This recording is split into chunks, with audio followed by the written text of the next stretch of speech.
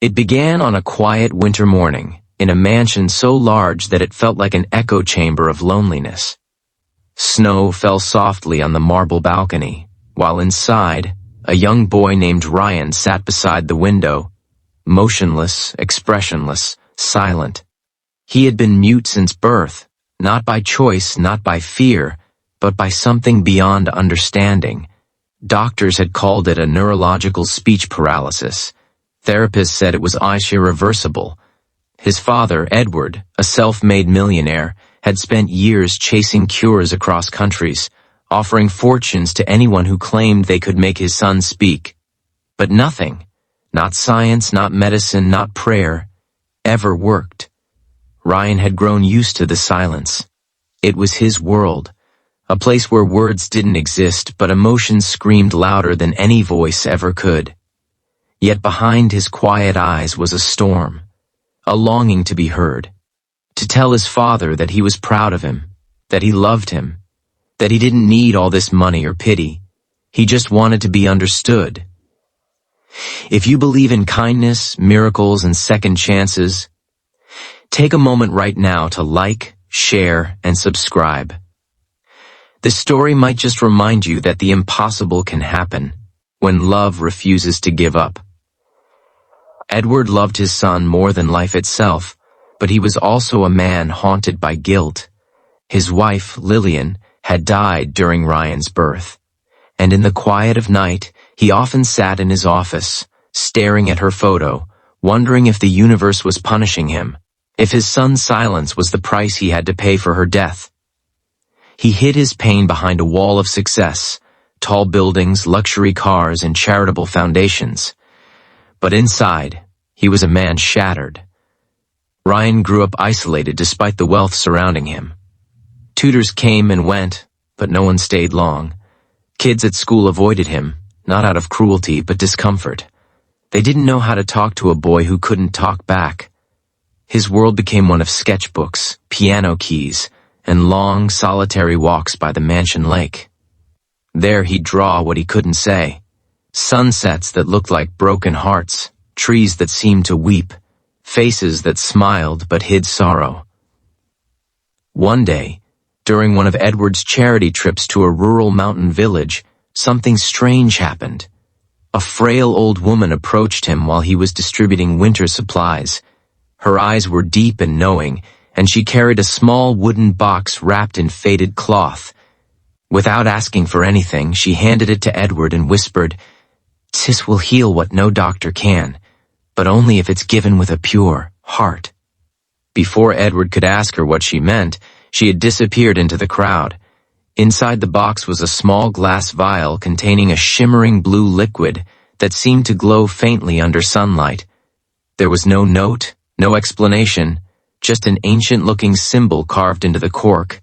It looked meaningless, yet strangely, Edward felt hope.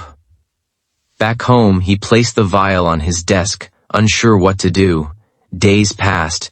He tried to convince himself it was foolish, that he shouldn't trust superstitious nonsense. But one night, after watching Ryan stare silently at his reflection for hours, something inside him broke. Desperation overtook reason. He fetched the vial, poured a few drops into a glass of water, and handed it to his son. Ryan looked at him curiously but drank it, trusting his father completely. Nothing happened. Minutes passed, then an hour. The only sound was the ticking of the clock, cruel and indifferent. Edward's hope shattered like glass. He placed a trembling hand on his son's shoulder, whispering through tears, "I'm sorry, Ryan. I just wanted you to have a voice." He turned away, unable to face the silence any longer. But then, a sound, faint, fragile, but real. "Dad?" Edward froze. The world stopped. He turned slowly, eyes wide, breath caught in his throat. Ryan's lips were trembling, his eyes brimming with tears. "Dad," he said again, his voice breaking, raw from years of silence. Edward fell to his knees, clutching his son, both crying uncontrollably, one because he had finally been heard, the other because he was finally forgiven by fate. The impossible had happened. For the first time in 16 years, laughter filled that mansion. Ryan couldn't stop talking, not because he wanted to catch up on lost years, but because every word felt like freedom.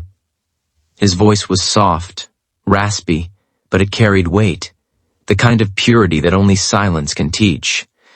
Edward called every doctor, every journalist, every researcher, but no one could explain it. The scans were normal, his brain functions untouched. Insane miracle, they said. But to Edward, it wasn't just a miracle, it was a message. Yet, the mysterious liquid wasn't done revealing its truth. As weeks passed, Ryan began noticing things, strange things. His hearing became sharper. He could sense people's emotions before they spoke. He'd walk into a room and instantly know who was happy, sad, or angry. It wasn't telepathy, it was empathy in its most powerful form. He once told his father, "I can feel people, Dad. Like, their hearts talk to me." Edward didn't understand it, but he saw how his son began to change lives. Ryan started visiting hospitals, spending time with sick children, holding their hands, listening to their stories. He had a gift. His presence calmed them. His words inspired them. Some parents claimed their kids recovered faster after his visits. Doctors dismissed it as coincidence. But deep down, Edward knew this was something beyond science.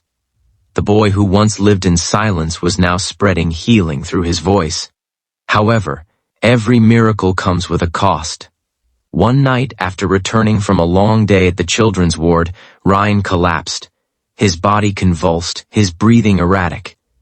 Edward rushed him to the hospital, his heart pounding with dread. Tests showed nothing abnormal, yet Ryan's energy was fading. When he finally woke, he whispered, "Dad, every time I help someone, I feel weaker." Edward realized the truth. The liquid had given his son a voice, but it came with a price. Every word spoken from his new gift drew life from within him. It was as if the magic was feeding on his vitality, trading one miracle for another.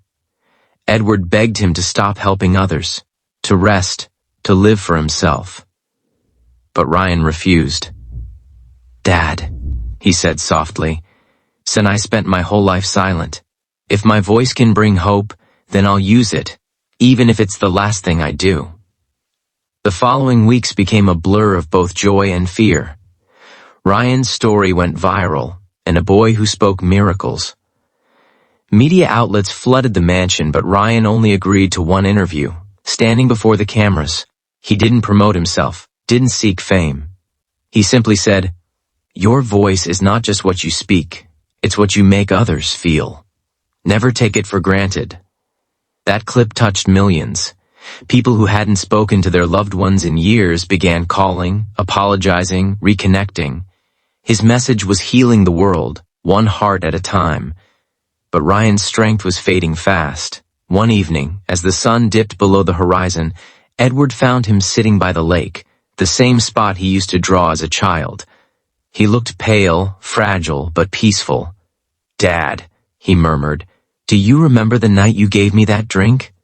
Edward nodded, tears already welling up. That wasn't just medicine. It was love. Your love.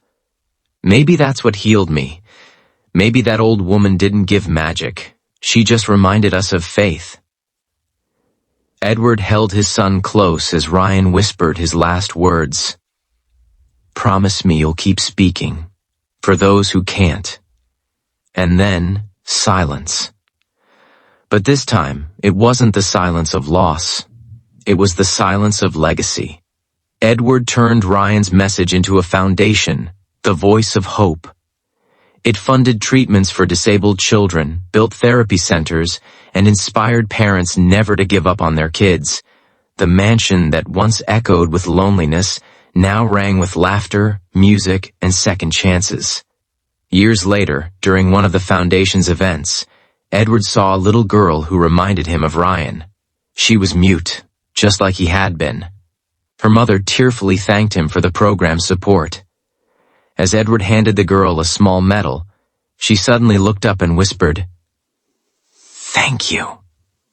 The same faint glow shimmered in her eyes, the same miracle reborn. Edward smiled through tears, realizing something profound. The mysterious liquid had never been in the vial. It had been in the love that poured from one heart into another. And love, once shared, never dies. It only finds new voices. If this story touched your heart, please take a moment to like, share, and subscribe.